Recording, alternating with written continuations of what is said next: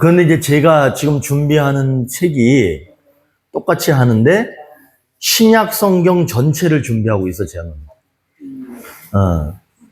그러면은, 강 집사님 요거 글씨 크기 좀 크게 하신 거죠? 아니요? 이대로야? 너무 큰데, 글씨?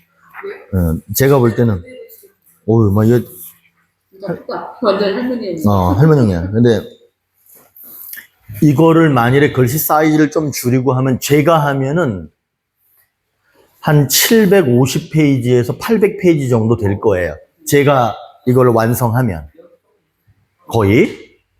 그래가지고 말이 많아.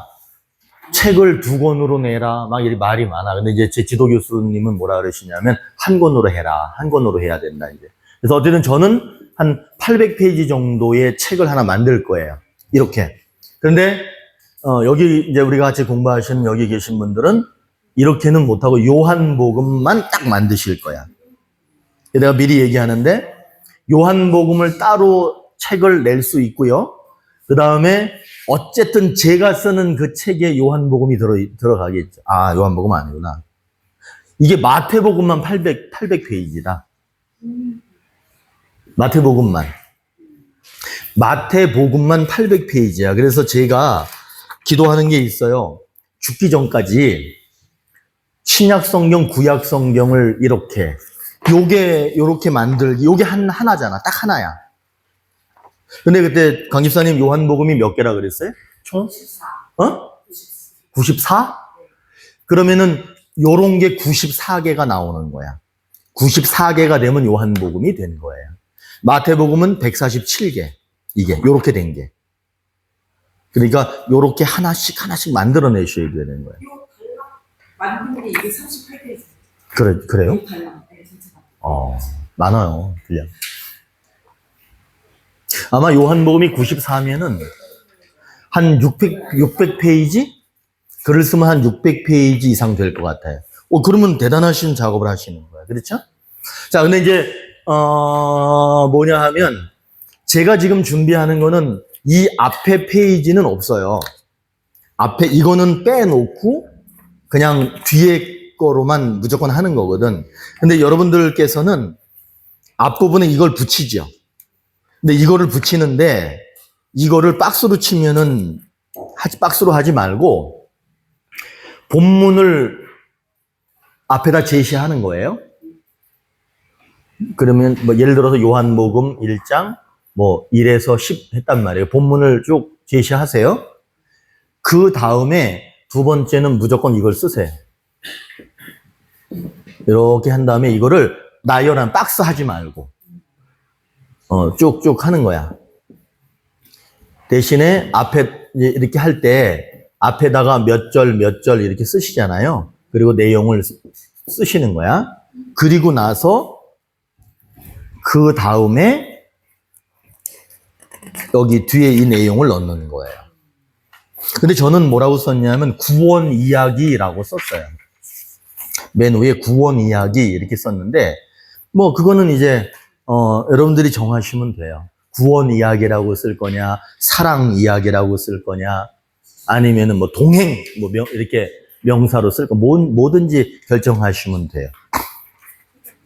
자, 이제 그러면 어떻게 이거를 진행하느냐 이제 그걸 한번 좀 볼게요. 마태복음 4장 17절은 우리가 아마 한두 번 했죠, 이거는. 마태복음 4장 17절 한두 번 했어요. 그렇죠? 안 했어요? 안 했어요? 안 했구나. 이상해. 뭔가 무조건 안 했다 그러더라. 그리고 뭐 무조건 안 배웠다 그러고.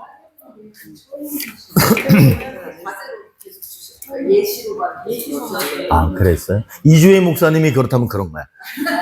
이주혜 목사님이 조용히 있으면서 저분이 다 알잖아. 그 마태복음 4장 17절 같은 경우는 한 절이잖아요. 그럼 이 한 절 속에 문제, 약속, 가르침, 회개, 순종이 다 들어있다는 거예요. 그럼 한번 읽어볼까요? 시작. 이때부터 예수께서 비로소 전파하여 이르시되 회개하라 천국이 가까이 왔느니라 하시더라. 여기서 약속이 뭐예요? 응? 약속이 뭐예요? 거기 박스에 있잖아, 그죠? 거기 빨간 글씨로 뭐라고 해놨어요? 자, 거기 빨간 글씨로 전파, 회개, 천국 이렇게 돼 있죠. 그러면 그걸 해석해야 돼요. 그거 전파? 전파가 뭐가 약속이야? 전파라고 하는 게 왜 약속이라고 보시는 거예요? 전파. 복음이 전해질 거라는 거예요. 복음은 전해질 수밖에 없다는 거예요. 그 약속을 하는 거예요. 복음은 멈춰 있지 않는다는 거예요. 그게 약속이죠? 회개는 화인 맞은 양심도 회개하게 된다는 거예요. 회개하지 않으면 천국은 없어요. 그러니까 복음은 전파될 것이고 회개하지 않던 사람들도 회개하게 될 것이고 그럼으로써 천국이 가까이 올 것이고 이게 약속이에요. 그러니까 단순히 하나님 나라, 나 하나님 나라 백성 됐다, 나 하나님 나라 들어갔다 이게 중요한 게 아니라 그 앞에 친절하게 복음이 전파돼야 되고요. 그 복음으로 인해서 회개가 일어나게 될 것이고요. 그리고 그 천국이 우리에게 당연히 오게 될 것이라는 것이 약속이죠. 그러면 그걸 누가 말해줬다는 거예요? 지금 이 얘기를 누가 하고 있는 거예요? 예수님이 하신 거죠. 그러니까 예수님이 우리에게 약속하는 게 뭐냐면 회개, 하나님 나라, 그것을 우리에게 전파, 다시 말하면 가르쳐 주신다는 게 약속이에요. 그러니까 우리가 복음을 듣고 회개할 수 있는 이유는 뭐예요? 내가 똑똑해가지고 성경 문해력이 좋아가지고가 아니라 그분이 가르쳐 주셨기 때문에 가능한 거예요. 오늘이라도요, 그분이 우리를 탁 닫아버리면은 우리는 이걸 보고 있으면서도 모릅니다. 그런 경험 안 해보셨어요? 저 처음에 예수 믿을 때가 고3 애들 다 취업 나갈 때 나는 대학 간다고 그 학교에 남아 있을 때 예수 믿었어. 그때 성경을 읽었어. 시간 많으니까. 그런데 솔직하게 얘기하면 막 읽는데 단 한마디도 무슨 말인지 알아들을 수가 없었어요. 하나님이 열어주시지. 그때 포기했더라면 영원히 모르는 거예요. 그러니까 그때는 또 이제 그런 거죠. 네가 이기나 내가 이기나 해보자. 그때 이제 하나님이 누군지 잘 몰랐어요. 그러니까 결국에는 열려요. 오늘 약속은 그거예요. 열어주실 것이고, 알아듣게 할 것이고, 회개하게 할 것이고, 하나님 나라를 우리에게 보여주신다는, 갖다 주신다는 약속이죠. 문제는 뭐예요? 17절에 한 절밖에 없는데 거기 빨간 글씨가 뭐예요? 회개, 천국 이렇게 써있죠. 빨간 글씨로. 그럼 그게 뭐예요? 회개하라. 왜 회개하라는 거예요? 응?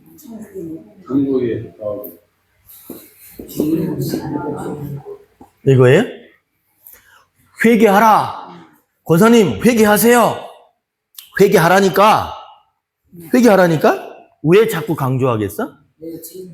회개 안 하고 있는, 있어. 회개를 안 하고 있으니까 회개하라고 얘기하는 거예요. 문제가 뭐예요? 역설이야. 회개하라 그러죠. 이렇게 하는 이유는 회개하고 있지 않으니까 회개하라고 하는 거예요. 여러분, 회개하지 않는 건 문제예요. 그러니까 회개하라고 강조하는 거예요. 천국이 가까이 온 거를 몰라. 그러니까 거기 옆에 뭐라고 썼어요? 회개와 하나님 나라가 필요하다는 거예요. 문제야. 회개도 필요하고 하나님 나라도 우리에게 필요한 거예요. 그렇죠. 근데 약속이 뭐야? 회개와 하나님 나라를 우리한테 전해 주신다는 거. 전해 주셨다는 이 약속이에요. 근데 이 약속이 이루어지려면 어떻게 해야 돼요? 전파하여 이르시되, 회개와 하나님 나라를 전파하셨으니까 우리는 뭐 해야 돼? 그거를 배워야죠. 니네들은 회개가 뭔지 하나님 나라가 무엇인지 배우라 이런 말이에요. 그런데 그런 거 배우지 않는 건 회개해야 되고 그것을 배우자 결단하셔야 되는 거예요. 결론 한번 보실까요? 회개와 하나님 나라를 배우면 회개와 하나님 나라를 전해주신다. 두 가지죠. 배우면 알게 된다는 거예요. 자, 이제 그 내용이에요. 내용을 한번 보실까요? 자, 그 뒤에 누구야? 이주혜 목사님이야. 이주혜 목사님, 이거 받으시죠. 자, 한번 읽어볼까요? 회개와, 자, 제목이 되게 중요해요. 회개와 하나님 나라의 관계예요. 하나님 나라가 있는데 그 하나님 나라가 회개하고 어떤 관계냐는 거예요. 대부분은 하나님의 나라는 우리는 여기에 꽂히잖아요. 그렇죠? 오늘 이 글을 읽으실 때 이것과 회개의 관계를 한번 느끼면서 기억하면서 한번 이 글을 좀 읽어볼게요. 지금 이렇게 분석한 내용을 이렇게 쓴 거예요, 글로. 이거 하셔야 되는 거예요. 강 집사님, 그 다음에 이주혜 목사님이 표정이 이상한 거 보니까 여기 거기네. 자, 회개와 하나님 나라가 필요한 거예요. 그게 없는 거야. 없는 상태였어. 그런데 예수님이 회개와 하나님 나라를 우리에게 전해주신 거예요. 예수님이 그렇게 우리에게 전해주셨으니까 우리는 그거를 무엇으로 받아들이냐면, 배우라고 그러시는구나. 배워야 되겠다. 배우려고 하지 않는 거는 회개하고 배워야 되겠다. 라고 결단하는 거예요. 그런 상황에서 이제 이 글을 쓴 거야. 자, 오늘 한번 읽어보실까요? 네. 설명 상황 예수님의 사역이 시작되었음을 알리는 특별한 말씀입니다. 예수님이 사역을 시작하시면서 처음으로 하신 말씀은 세 가지였습니다. 첫째, 회개하라. 둘째, 천국. 셋째, 천국이 가까이 왔다는 것입니다. 하나님의 나라가 가까이 왔으니 그 나라에 들어가려면 회개해야 한다는 말씀입니다. 이 세 가지 내용은 예수님이 말씀하시기 이전에 앞서 세례 요한이 마태복음 3장 2절에서 이미 말한 내용입니다. 세례 요한이 전파하고 예수님께서도 사역을 시작하실 때 처음으로 말씀하신 것으로 보아 중요한 내용이라는 것을 알 수 있습니다. 자, 이거는 지금 뭐냐 하면 이 본문의 내용을 설명한 거예요. 그러니까 전체적인 내용을 그냥 이런 내용이다라고 설명을 하면서 덧붙인 게 뭐냐 하면 이 내용은 참 중요한 내용인 것 같다. 왜냐? 세례 요한이 앞서 얘기했고 예수님도 공생애를 시작하면서 이 말씀을 첫 마디로 던졌다는 것은 뭔가 중요하다는 거예요. 다시 말하면 회개와 천국의 관계를 얘기하는 거예요. 자, 그 다음에 약속이에요. 약속 하나님의 구원, 예수님의 회개하라고 말씀하신 이유는 회개해야 천국에 들어갈 수 있기 때문이고 회개하지 않아서 하나님 나라에 들어가지 못하는 사람들이 있었기 때문입니다. 이때부터 예수께서 비로소 전파하여 이르시되 회개하라 천국이 가까이 왔느니라 하시더라.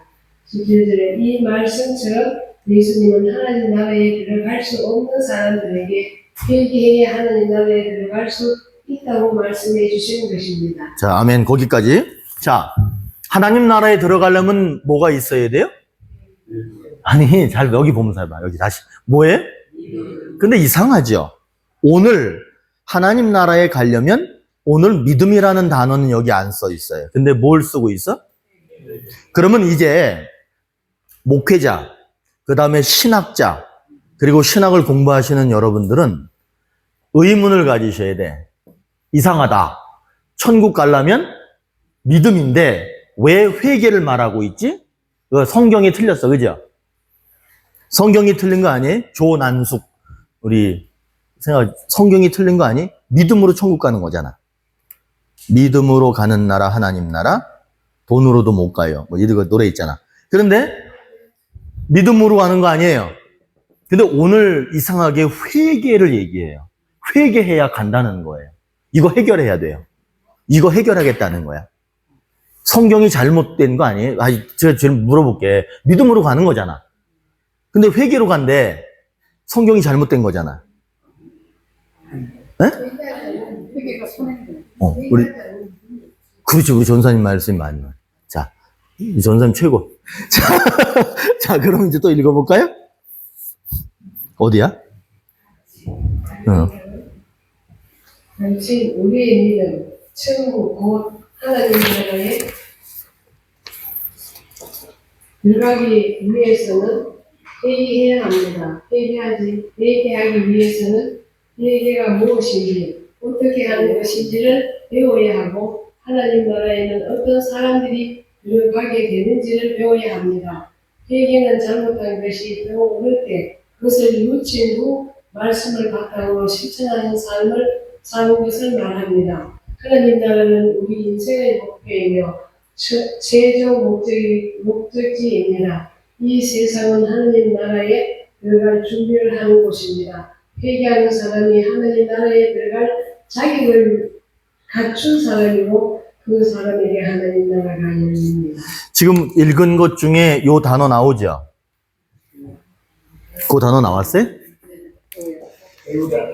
분석한 단어를 내용에 써주는 것이 좋습니다. 자, 그 다음에 실천, 적용.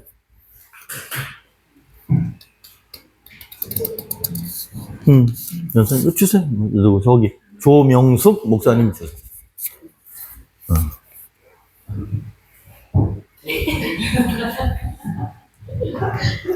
적용 실천. 회개와 하나님 나라의 관에 배우려고 하면 하나님은 회개와 하나님 나라를 가르쳐 주시고 그 나라를 들어가게 하십니다. 자, 요거는요, 결론이에요.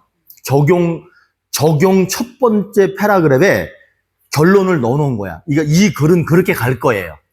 어떤 글이든 간에 무조건 요건 결론이야. 회개와 하나님 나라에 관해 배우려고 하면, 우리가 배우려는 의지가 있다 이런 말이에요. 그러면 하나님은 회개와 하나님 나라를 가르쳐 주시고 그 나라에 들어가게 하신다는 거예요. 힘써 배워야 되는 거죠. 자, 그 다음에 읽어볼까요? 예수님은 믿으라 천국이 가까이 왔다라고 말씀하시지 않고 회개하라 천국이 가까이 왔다라고 말하셨습니다. 구원은 믿음으로 이루어지고 천국 역시 믿음으로 들어가는 나라인데 믿음이 아닌 회개를 말씀하셨을까요? 믿음으로 구원이 이루어지는 것으로 알고 있지만 실제로는 구원에 필요한 다른 조건들이 존재합니다. 선행, 은총, 회개, 칭의, 신생, 그리스도인의 완전, 영원하는 구원의 과정으로 이루어집니다. 이 과정 중에 믿음은 회개와 칭의 사이에 나타납니다. 선행, 은총으로 자신이 죄인이라는 사실을 깨닫게 되어 자신의 죄를 보고 회개를 함과 동시에 자신의 죄를 씻고 씻어집니다. 그래서 자신의 죄를 씻어줄 수 있는 유일한 예수님을 바라보게 됩니다. 이 말은 예수님을 믿는 믿음이 생겨났다는 말입니다. 그러므로 구원 곧 칭의가 시작되는 것입니다. 하나님 나라에 들어갈 조건이 믿음은 자신의 죄를 회개한 후에 생겨난 것이기 때문에 예수님은 믿음 앞에 있는 회개를 먼저 말씀하신 것입니다. 회개는 믿음을 낳고 믿음은 회개를 포함하고 있습니다. 그래서 예수님은 믿음을 포함하고 있는 회개를 먼저 말씀하셨고 회개할 때 하나님 나라에 들어갈 수 있다고 말씀하신 것입니다. 이거는 구원의 여정을 이해하지 못하면 이 글 지금 다 읽으셨는데 뭔 말이지? 이럴 거야. 자, 구원의 여정을 아셔야 되는데 오늘 제가 언제도 얘기했죠. 선행, 은총 했죠. 자, 선행, 은총 앞에는 사실 뭐가 있는 거냐 하면 이 앞에는 원죄가 있는 거예요. 이 원죄에 있는 사람은 이 밝은 빛이에요. 여기로 못 나와요. 그런데 하나님께서 먼저 은혜를 주신 거예요.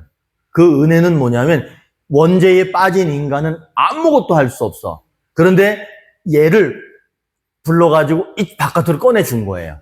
그게 선행 은총이에요. 그 다음에는 뭐가 일어나느냐 하면 선행 은총, 어둠 속에 있을 땐 자기 상태를 몰랐어요. 근데 선행 은총 하나님이 일단 꺼내준 거야, 한번. 조용히. 그랬더니 얘가 빛에 나와서 나를 보니까 내가 시커먼 거야. 그러니까 얘가 뭘 하냐면 나는 뭐야? 나는 죄인이다 라고 하는 거를 깨닫게 되는 거예요. 그러면서 이 사람이 무엇을 하게 되느냐 하면 나는 이 죄를 회개하니까 나는 이 죄를 씻어내고 싶어. 없애버리고 싶어. 그런데 없애는 방법을 찾아보니까 누가 보여? 예수 그리스도가 보여요. 그래서 예수님에게 가면 내 죄를 씻을 수 있다. 그것을 알고 예수님께 가는 거예요.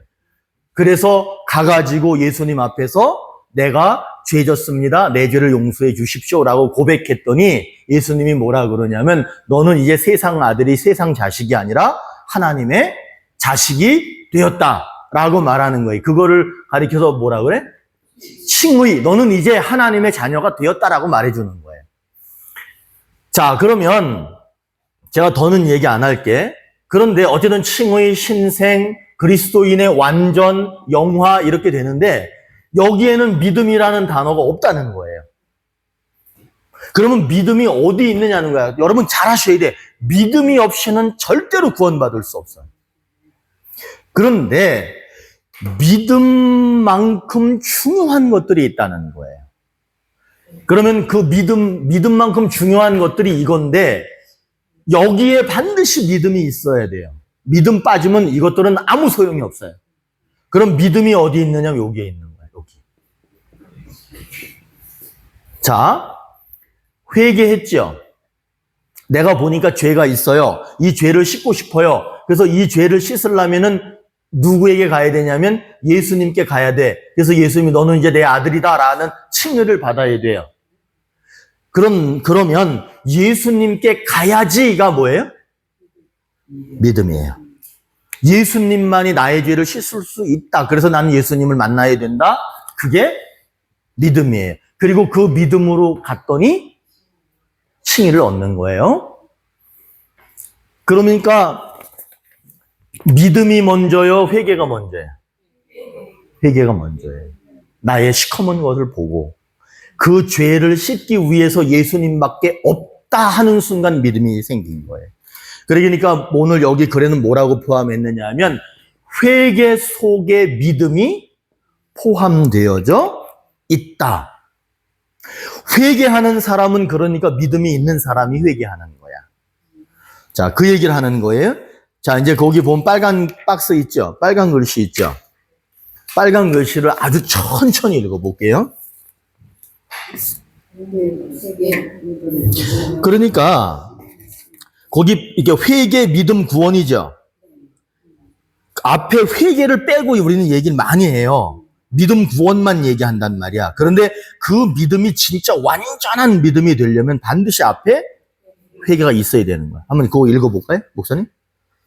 회개, 믿음, 구원. 믿음이 있으면 구원을 받습니다. 이 말은 믿음이 있어야 구원을 받고 하나님 나라의 백성이 된다는 말입니다.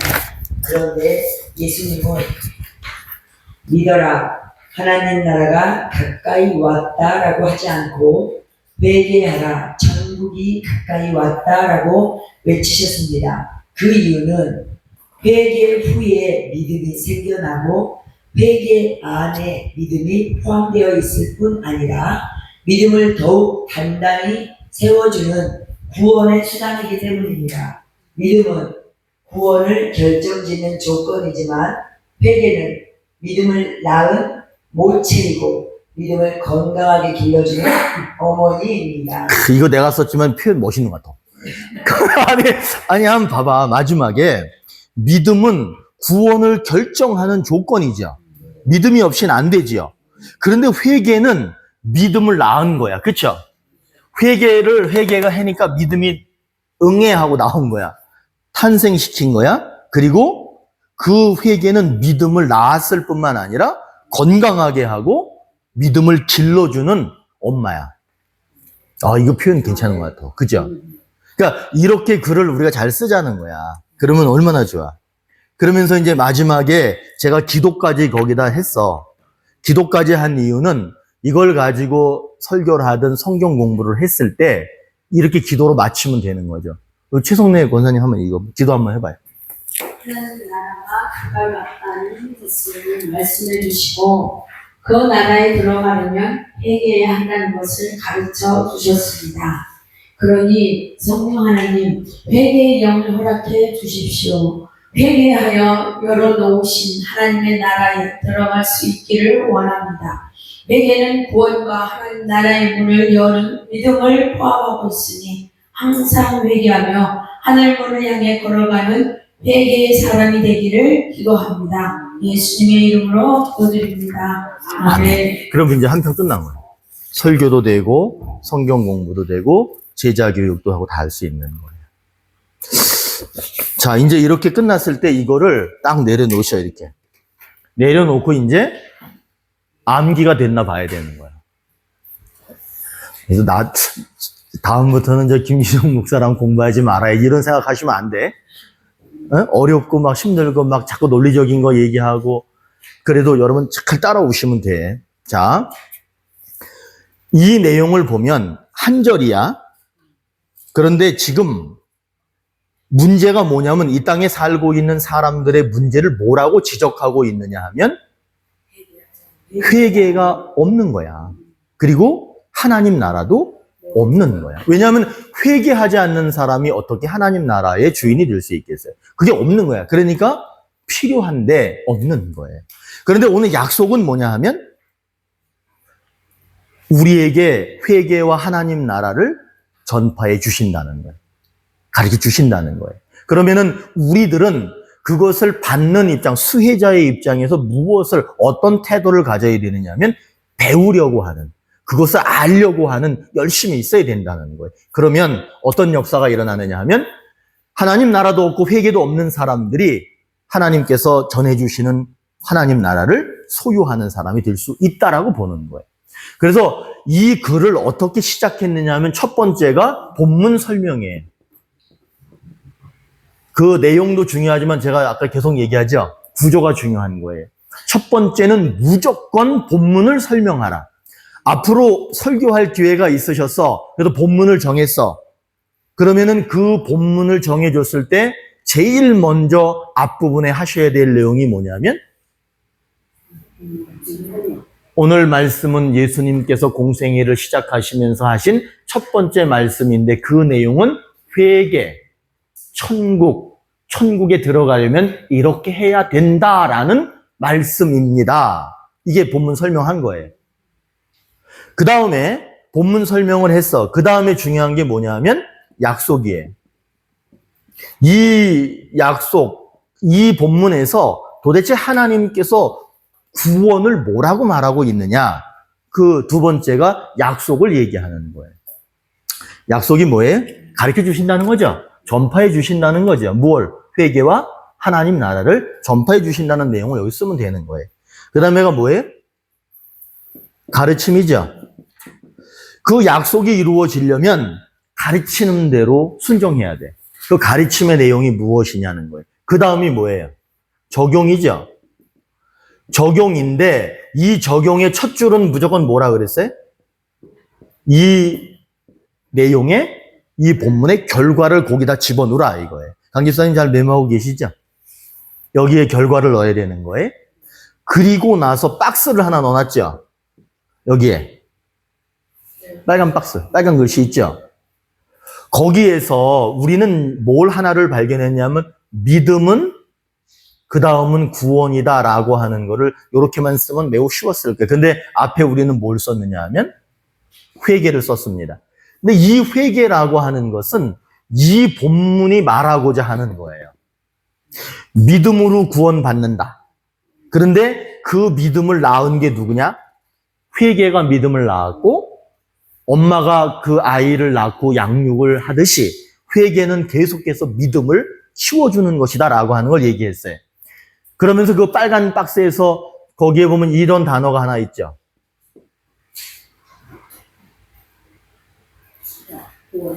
그렇죠. 이 수단이라고 하는 게 뭐예요? 자, 제가 이제 표현하는 거를 잘 들으세요. 구원의 수단은 구원에 직접 관여하지는 않는다. 하지만 간접적으로 관여한다. 이해되셨어요? 구원의 수단은 구원에 직접 관여하지 않는다. 그러나 간접적으로 관여한다. 그러면은 구원의 수단이 뭐냐 하면, 여러분 예배 드리죠? 예배. 이 예배가 구원의 수단이에요. 여러분 기도하지요? 이것도 구원의 수단이에요. 잘 아셔야 돼. 예배 드리고 기도했다고 구원받는 거 아니죠. 하지만 예배를 드리고 기도를 하는 이유는 뭐냐 하면 그 믿음을 완전하게 만들어가는 거잖아요. 말씀을 뭐 해요? 읽고 묵상하죠. 이런 것들이 구원의 수단이에요. 그렇기 때문에 직접적으로 구원을 이루는 것은 믿음이에요. 그러나 간접적으로 믿음을 키우고 구원으로 이끌어주는 그 내용들을 가리켜서 구원의 수단이라고 한다. 우리가 예배를 드리는 이유가 바로 그것 때문이에요. 기도하고 찬송하고 묵상하고 전도하고 헌신하고 봉사하고 이런 것들이 다 구원의 수단인 거예요. 그것이 없으면 믿음은 커지지 않아요. 말하자면 이 구원의 수단이 걸음이야, 걸음. 우리 상추 심었는데 상추가 삐쩍 말라서 이렇게 자라. 근데 우리는 와, 상추 잘 큰다. 그러니까 사람들이 뭐라 그러면 걸음하셨어요? 나한테 그래. 목사님 걸음하셨어요? 안 했는데 그랬더니 말 안 해. 그게 뭐냐면 잘 자라게 하는 수단을 안 한 거야. 이게 걸음이에요. 그러니까 오늘 이런 건 꼭 잘 기억하세요. 구원의 수단이라고 하는 단어들이 여러분들이 독서할 때 많이 나올 거예요. 그럼 구원의 수단은 그런 거구나. 이렇게 아시면 돼요. 자, 지금 이제 이 내용에서 잘 하셔야 돼. 분석했어? 그러면 본문 설명하고 약속 제시하고 약속이 이루어지기 위한 가르침을 제시하고 그 다음에 이 내용을 적용하는 거야. 삶에 적용하는데 첫 번째 패러그래프에는 무조건 결론을 집어넣는다. 그리고 그 결론을 적용하는 거야. 그 결론이 우리에게 이루어지기 위해서는 이렇게 해야 된다라고 적용을 하고 이건 신학적인 내용이에요. 공부하는 내용이에요. 그거를 하나 제시해 주고 마지막에는 뭐 했어요? 기도. 이것이 이제 이쪽 팀 책을 쓰는 구조예요. 그렇죠? 구조가 중요해요. 그 내용을 채워놓으면 되는 거예요. 어때? 하나님의 대화하고 이거랑 어떤 게 더 쉬운 것 같아?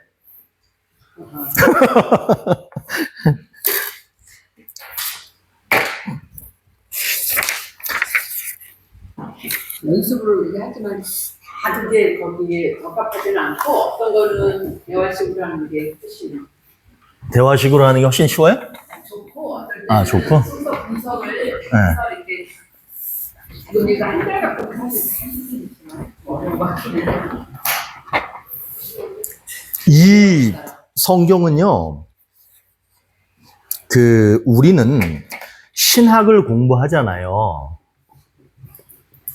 신학을 공부하는데 착각하는 게 있어. 그게 뭐냐 하면 칼바르트를 얘기하고 불트만을 얘기하고 그런 신학자들을 얘기하고 그들이 한 얘기를 들으면 그게 신학인 줄 알아. 그런데 그 사람들은 무엇을 참고로 무엇을 근거로 그 신학을 얘기하고 있느냐 하면 성경을 가지고 하는 거예요. 그러니까 우리의 수준을 확 끌어올리면 우리도 성경을 가지고 그 얘기를 할 수 있다는 거예요. 그래서 우리는 이제 그걸 시도하고 있는 거예요. 지금 아까 이제 좀 전에 구원의 수단 이런 얘기 했죠. 그 다음에 성경을 이렇게 분석하는 거는 전 세계에서 우리밖에 없어요. 제가 이거 책 낼 때 CLC가, 여러분 기독교 문서선교회가 총신대학교 있죠? 총신대학교에서는 거의 CLC, 아주 보수 교단들이 CLC에서 책을 출판해요. 그리고 거의 신학대학의 교재로 쓰는 데가 CLC예요. 근데 제가 CLC에다 책을, 원고를 갖다 줬더니 편집하시는 목사님이 뭐라 그러냐면 얼른 계약합시다 그래. 왜 그러느냐? 자기는 이렇게 분석한 걸 본 적이 없다. 내가 이 얘기하는 이유는 우리는 그렇다는 거야. 지금 아셨죠? 우리는 그런 공부를 하고 있다는 거야. 자, 그러면 오늘 제가 왜 이 서론에서 이 얘기를 하느냐 하면 거기 밑에 보시면 삼중구조 이런 거 써 있죠. 삼중구조. 이 두 번째 거 여러 개 있는 거 이거. 오늘 이 본문은 삼중 구조를 얘기하고 있는 거예요. 그러면 이 삼중 구조를 누가 얘기했느냐? 여러분 뭐 이제 들어보신 적도 있는 불투만이라고 하는 사람이 하나님 나라 백성 공동체라는 얘기를 하고 이런 이야기를 해요. 그리고 갑자기 생각이 안 나 이름이. 근데 또 그러면서 또 어떤 학자가 이런 이야기들을 해요. 그러니까 어떤 학자들이 얘기하면 그것을 갖다가 또 얘기하고 발전시키죠. 그런데 그 삼중 구조라고 하는 매우 중요한 신학이 오늘 이 본문에 들어있는 거예요. 그렇기 때문에 이 본문을 보면 삼중 구조라고 하는 거는 뭐냐면 교회를 얘기하는 거예요. 여러분 교회가 뭐야? 교회가 뭐예요? 그렇죠? 그렇게 얘기하잖아요. 그죠? 에클레시아 얘기하죠. 하나님께서 불러 모아 놓은 사람들을 가리켜서 에클레시아라고 하고 그것을 우리는 교회, 뭐 외형교회, 외형교회가 있고 내형교회가 있고 사람들이 교회고 저 건물도 교회냐 아니냐 막 하잖아. 자, 오늘은 우리가 좀 다른 얘기를 제가 언젠가도 했던 것 같긴 한데 제가 삼중구조 얘기했었죠. 또 안 했다 그럴 거지. 했었어. 교회는 삼중 구조로 돼 있어요. 그러니까 교회가 뭐냐? 그러면 이 세 가지 구조가 있어야 교회예요. 없으면 교회 아니에요. 그러면 삼중 구조인데 첫 번째가 뭐예요? 부름이죠. 이거를 가리켜서 우리는 뭐라고 얘기하냐면 하나님이 부르셨다. 하나님의 부름. 이걸 우리 영어로 하면 콜링 그러죠. 한글로 하면 이걸 뭐라 그래? 소명 그러죠. 소명일 수도 있어요, 이게. 자, 하나님이 부르셨어요. 하나님이 부름이 있어야 그게 교회예요. 그리고 하나님의 부름에 뭐 할 줄 알아야 돼? 응답할 수 있어야 돼요. 여보 했는데 대답 안 해봐. 와. 그거 해보셨어요? 남편을 부르면 누가 아빠 불렀는데 분명히 듣고 있으면서도 쳐다보지도 않고 말도 안 하고 그러고 있어봐. 아무리 성격 좋은 사람도 막 화나잖아. 하나님이 부르심이 있어야 하고요. 그 부르심 앞에 응답하는 사람들이 있을 때 교회예요. 두 번째는 하나님이 세우시죠. 그럴 때 거기에 순종하는 사람들이 있어야 돼요. 세 번째 보내시죠. 거기에 헌신하는 것이 있을 때 이게 교회예요. 자, 교회는 사람들이 모여 있는 게 교회 맞죠? 그런데 지금 사람들이 모였어. 두세 사람이 모인 곳에 내가 니네와 함께. 자, 그렇게 됐어. 그러면 거기에 그게 교회가 아니야. 거기서 끝나는 게 아니라 거기에 하나님의 분명한 부르심이 있어야 되고 응답할 줄 알아야 돼. 그 다음에 하나님이 세우신단 말이에요. 교육도 하시고 깨닫게도 하시고 정금같이 나오게 하기 위해서 연단하시고 그럴 때 어떻게? 나는 그만둘랜다. 가 아니라 요셉처럼 풀무불에 들어가가지고 엄청 뜨거운데 그래도 나는 순종한다. 그리고 다 세웠어. 제대로 훈련됐어. 그때 하나님이 어떻게? 이제는 땅끝까지 이르러 복음을 증언하는 증언자가 되라고 하죠. 그때 뭐가 있어야 돼? 헌신. 예수님은 희생하셨죠. 헌신이 있어요. 이게 교회야. 자, 교회는 하나님이 불러내어 모인 사람들이 교회죠. 그런데 이거는 당연한 거고 아주 가장 기초고 그 다음에 뭐가 있어야 돼? 한번 해보세요. 부르심에 응답하고 세우심에 순종하고 보내심에 헌신하자. 이것이 교회다. 교회 안에 이 세 가지가 늘 있으면 교회예요. 그런데 없으면 아직은 제대로 완성된 교회라고 할 수 없죠. 자, 이렇게 삼중 구조가 이루어졌죠. 이 삼중 구조가 이루어진 다음에는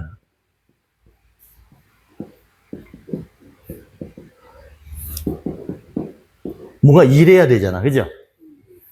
이 삼중 구조로 교회가 딱 만들어진 상태에서는 교육이 일어나야 돼. 뭔가 사역이 일어나야 돼. 그 사역의 첫 번째가 뭐예요? 예배가 있어야 돼. 예배. 첫 번째는 무조건 예배가 일어나야 돼. 두 번째는 뭐가 있어야 되겠어요? 근데 이제 우리는 이거를 뭐라고 얘기를 해? 지금 우리는 계속해서 가르침이라는 얘기를 하죠. 교육 가르침을 얘기할 때 이 가르침은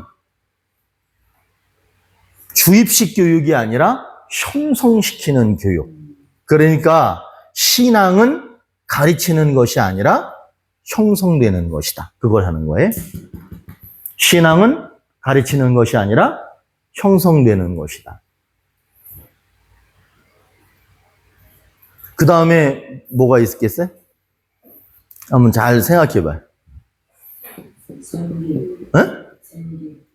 여기가 섬김이고. 그 다음에 이 교제가 이게 맞죠? 교제. 자, 자, 요거 잘 하셔야 돼. 신앙은 가르치는 게 아니야. 막 교제 갖다가 막 가르치고 막 이렇게 하는 게 아니라 이 교회 공동체의 분위기 안에서 교육이 이루어지고 내가 그거를 몸으로 정신 안에 나도 모르게 싹 배어드는 걸 얘기하는 거예요. 그러니까 제일 좋은 게 뭐냐면 한 달에 한 번이라도 어른들이 예배 드릴 때 아이들을 참여시키는 거야. 그럼 아이들이 설교 알아듣겠어요? 아니야. 할머니, 할아버지가 예배 드리는 모습을 보면서 형성하지. 자, 교제. 밥 먹는 거 있죠? 밥 먹죠. 우리도 끝나면 밥 먹을 거죠? 밥 먹는 게 교제야. 그리고 조금 신학적으로 얘기하면 성찬식 하죠. 그게 교제예요. 이 성찬식의 다른 말은 우리가 성찬식을 하는 거는 하늘나라 잔치를 미리 맛봄. 그게 성찬이에요. 하늘나라 잔치 음식을 미리 맛봄. 교제. 섬김은 디콘이죠. 집사님이 디콘이죠. 집사가 디콘이야. 그 집사는 뭐 하는 거예요? 섬김이 집사요. 섬겨야 되는 거야. 그 다음에 선교하는 거예요. 자, 교회는 모인 사람들이 하나님의 부르심에 응답하고 세우심에 순종하고 보내심에 헌신하고 그리고 이 5가지 사역이 이루어져야 되는 거예요. 그게 교회예요. 이제 교회 아셨죠? 이 내용이 그 내용이야. 이 본문이 참 중요한 게 뭐냐면 이 본문이 그 교회를 얘기하고 있는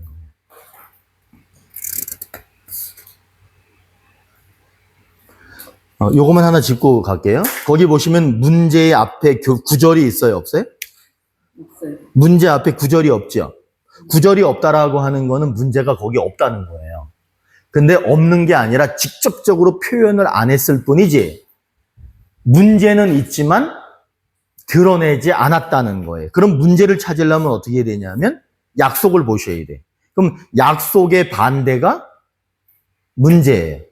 그럼 약속은 뭐예요?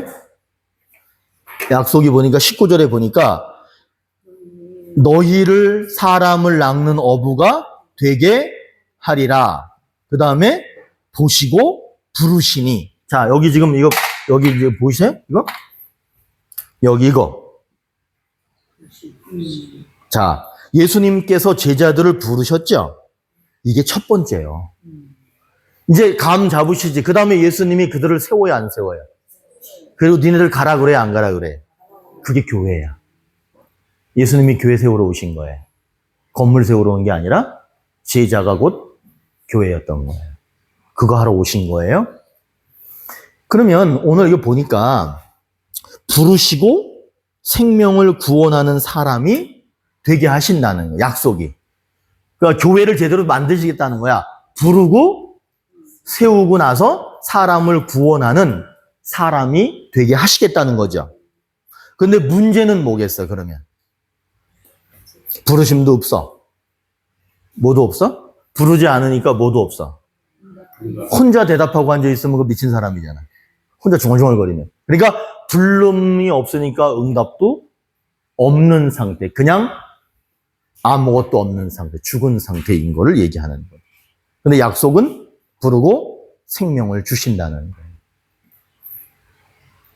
그러니까 가르침은 뭐예요? 명령 뭐라고 써 있어? 부르심에 뭐 하라? 응답하라는 거예요. 그러니까 오늘 이 본문이 지금 제가 얘기한 모든 교회라고 하는 걸 다 말하고 있지는 않지만 다 말하는 책은 없어. 그런데 오늘 여기서 알 수 있는 것은 아하, 교회의 어느 정도의 모습을 예수님이 말씀하고 있다는 거예요. 자, 그런 상황에서 한번 내용을 한번 볼까요? 힘드시죠? 참어! 힘들어도. 자, 최동래 권사님 빨리 마이크 드시고. 제목이 뭐냐 하면 부르심에 응답하는 제자의 길. 근데 그 부르심이 뭐라고 빨간 글씨로 해냈냐면 부르심은 생명이요, 부르심은 사명의 소리라는 거예요. 좀 감이 오시죠?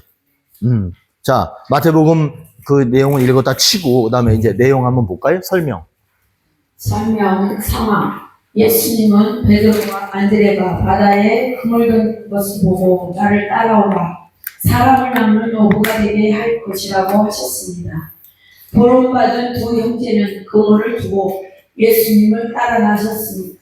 더 가시다가 야고보와 요한이 아버지 세베대와 함께 배에서 그물 손질하는 것을 보시고 부르셨을 때 그 두 형제도 배와 아버지를 두고 예수님을 따라 나섰습니다.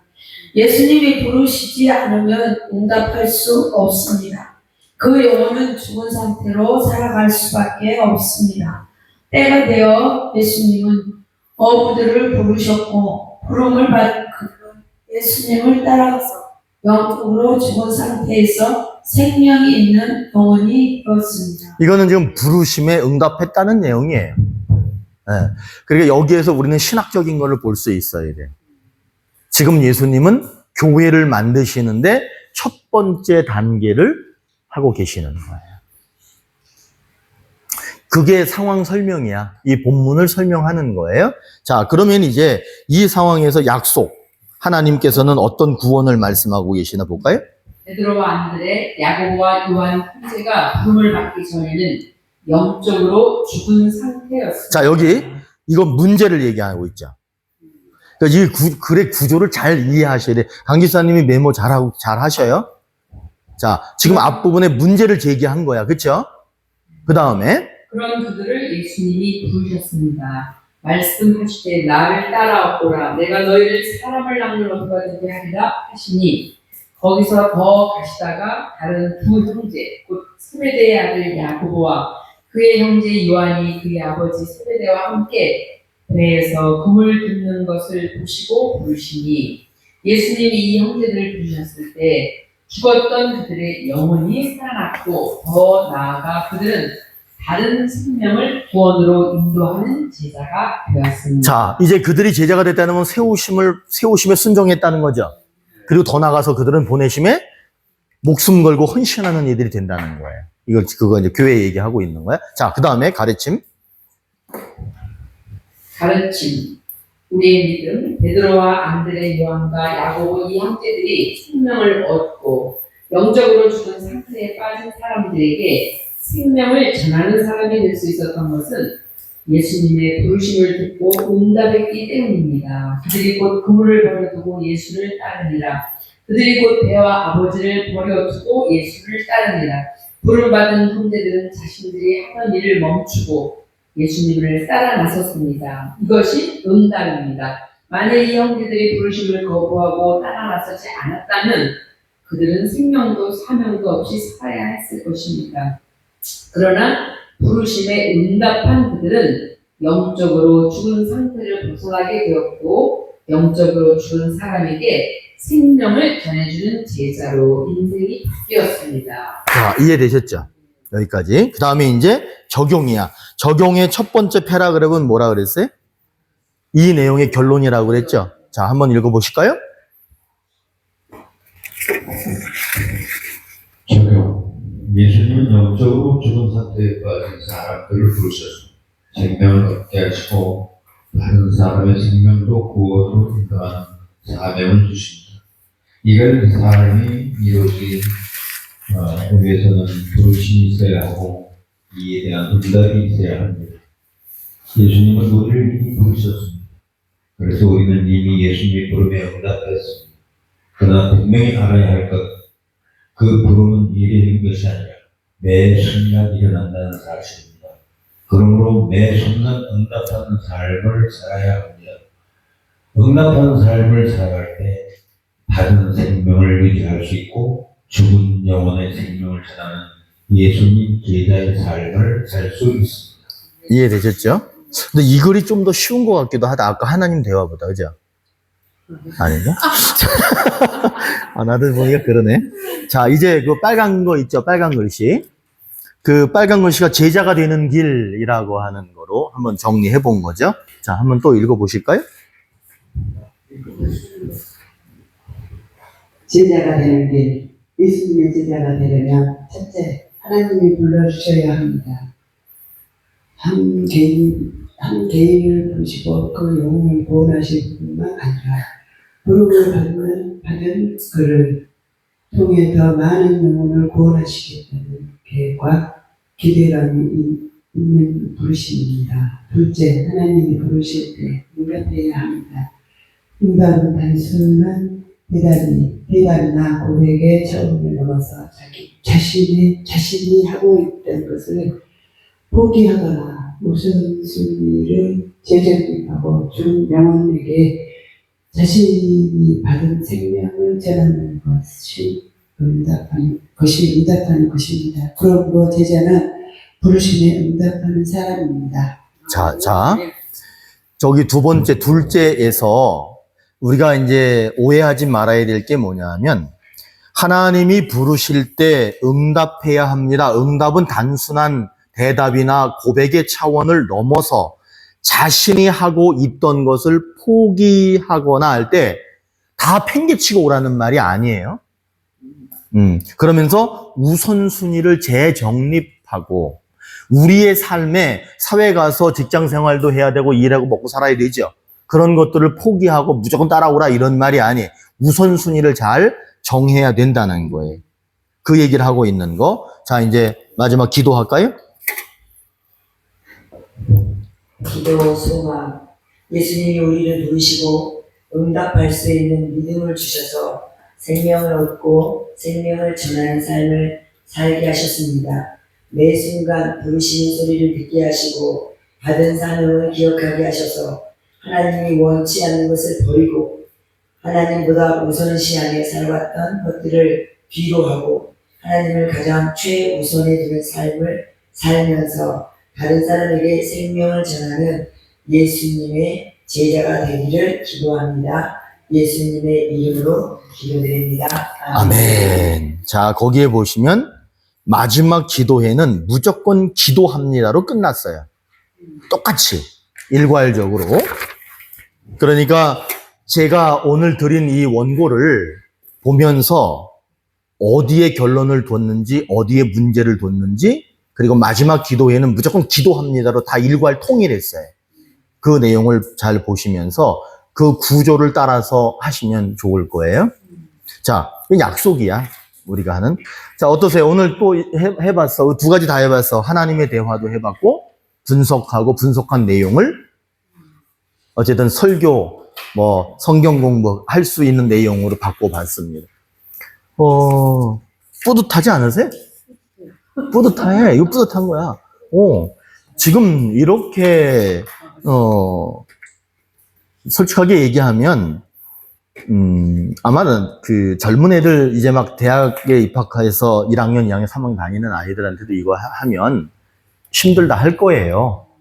그리고 내가 만일에 그 학교에서 그 학생들 이렇게 가르친다면 내가 과제를 엄청 내주겠지.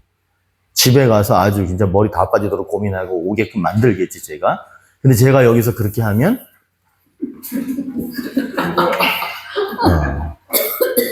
나는 저 김진영 때문에 여기 안 나온다. 이렇게 하면 또 나 학장님한테 나만 또 욕먹잖아. 그러니까, 그렇게는 안 할 것이고, 어쨌든 우리가 이렇게 기회가 됐을 때 이렇게 함께 공부해 가시면서 정말 성경을 멋지게 표현해내는 그런 우리가 됐으면 좋겠어. 지금 성경을 여러분 멋지게 표현해 본 거예요. 그리고 누구나 알아듣게 표현해 본 거거든요. 하여튼 어렵고 힘들다 뭐 말씀하셔도 돼. 그리고는 하셔야 돼. 어렵든 힘들든 어떤 말을 하시든 상관없어. 그러나 해내셔야 되는 거예요. 어쨌든 뭐 오늘 수업 괜찮았죠? 네. 그러셨어. 아유, 감사하네. 아, 이거 어렵다, 이거 못하겠다, 이렇게 되면 큰일 나.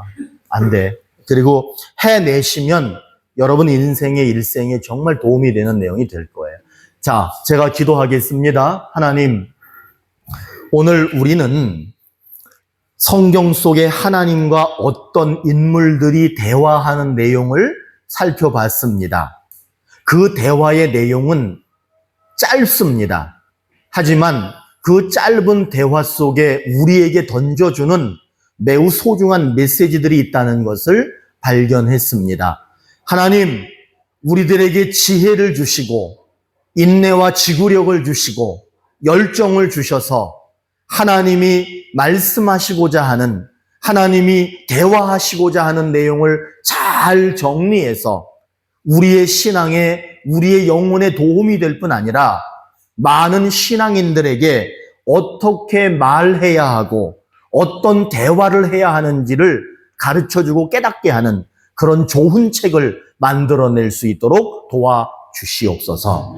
성경도 분석했습니다. 그리고 분석한 내용을 잘 기록해 봤습니다.